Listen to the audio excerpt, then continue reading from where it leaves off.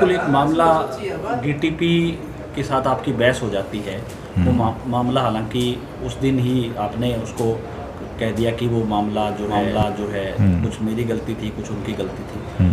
और 2 दिन बाद है वो एलनाबाद में एक कॉलोनी पर बुलडोज़र फेरा जाता है। दावा किया जा रहा है कि वो गोकुल सेतिया है, उनकी ज़मीन है, उनकी काटी गई अवैध कॉलोनी है, जिसको लेकर के क्या कहना चाहेंगे? आपके जो विरोधी हैं चुनाव लड़ने वालों, वो भी उसको ट्रोल कर रहे हैं उस हेडिंग को कि गोकुल सेतिया अपनी कॉलोनी को लेकर के अधिकारी पे दबाव बना रहे थे। ऐसा है।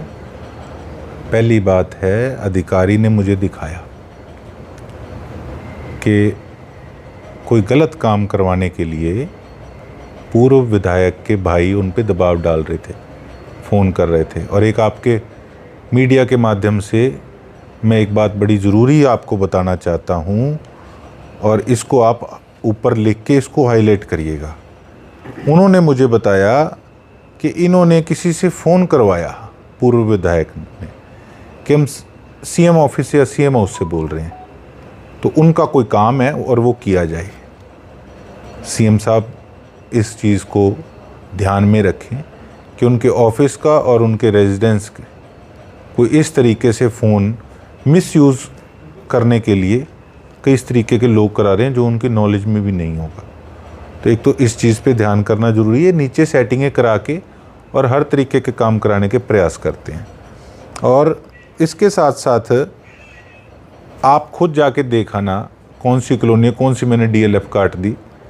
जद्दी ज़मीन मेरी थी बड़े साल पहले, उसके अंदर हमने एक गली थी, उसमें हमने कुछ प्लॉट्स वगैरह बेचे थे। और जब प्लॉट्स वगैरह बेचे थे, बड़े साल हो गए इसको, कोई ये तो है नहीं कि मैं कोई कॉलोनियाँ काटता हूँ, मेरे को कोई बता दे मैंने कौन सी कॉलोनी काटी है। मेरी जद्दी जायदाद थी और उसके अंदर अगर प्लॉट काट के बेचे, डीलर ने उसका सौदा कराया, फिर उसकी रजिस्ट्री ना करते, सरकार ने फिर उस समय उसकी रजिस्ट्री किस प्रकार से कर दी। और बाकी कुछ उसमें कानूनी कई चीज़ें हैं, वो भी देखते हैं उसमें क्या टेक्निकल चीज़ें या क्या नहीं हैं। हाँ, इतना ज़रूर है, उस दिन जब ऑफिस के अंदर डीटीपी से मेरी जो वार्तालाप हुई, उसमें उन्होंने जब मुझे बताया कि आप अपने पिताजी से पूछना कि एक स्कूल का आपका काम था, वो और कोई नहीं कर पा रहा था, वो काम मैंने करवा के दिया। और कहीं ना कहीं फिर आदमी को देखो किसी का शुक्रगुजार होना चाहिए, वेल विशर होना चाहिए। और वो कैमरे के आगे सारी बातें थी, और मैंने इसीलिए फिर इस चीज़ पे सोचा कि ठीक है, अगले का एहसान है, कोई बात हो गई है तो इसका ये मतलब नहीं है कि हम उनसे वैर डाल के बैठ जाएं। अगले का एहसान है। उसके बाद उन्होंने मेरा रिगार्ड किया, मैं वहाँ बैठा, आराम से हमारी वार्तालाप हुई है सारी, और मैं गया था।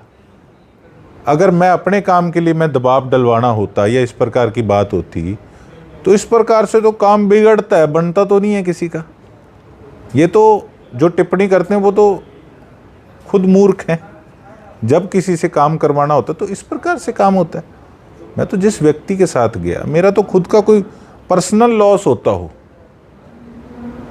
मुझे वो तो मंजूर है, लेकिन मैं लोगों के काम के लिए ही संघर्ष करता हूँ। यानी कि 2024 का नोटिस दिया हुआ था और कार्रवाई अब होती है कि यानी कि विभाग इसको डिले कर रहा था। यह एक तो कारण ये हो सकता है। दूसरा, जब आपकी उनसे बहस होती है, फिर उसके बाद फिर वो अगले दिन ही कार्रवाई हो जाती है। इन दोनों के बीच में यानी कि कहीं ना कहीं विरोधाभास की स्थिति है। नहीं, मैं रंजिशन किया गया है। मैं आपको बताता हूँ।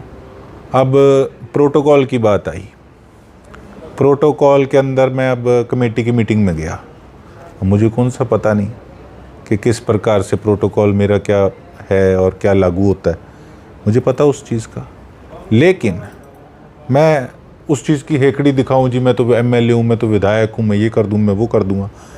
लेकिन ठीक है, अगर कोई स्कूल का काम था, उस समय तो मैं विधायक भी नहीं था, अगर किसी ने काम करके दिया तो ठीक है। कई बार मैंने आपको बताया कि कुछ गलती उनकी भी थी, कुछ मेरी भी थी, और ठीक है, बात ठंडी होगी, पता लगेगा कि अगले ने अपना काम किया। और इस चीज़ पे सारा मामला जो था वो शांत हो गया। और आपको कोई उसके काम के रिलेटेड कोई बात पूछनी है तो आप कंसर्न्ड ऑफिसर से पूछ सकते हैं।